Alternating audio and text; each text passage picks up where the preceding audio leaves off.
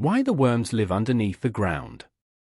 When EO3 was ruling over all men and animals, he had a very big palaver house to which he used to invite his subjects at intervals to feast.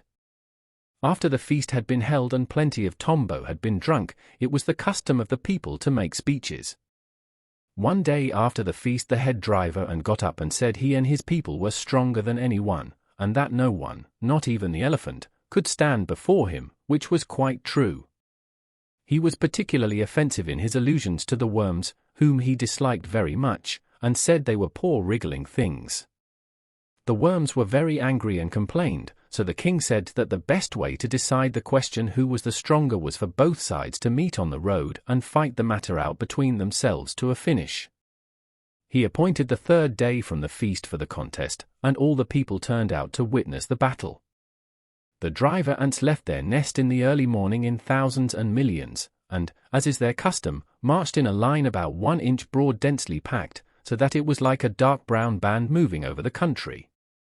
In front of the advancing column they had out their scouts, advance guard, and flankers, and the main body followed in their millions close behind.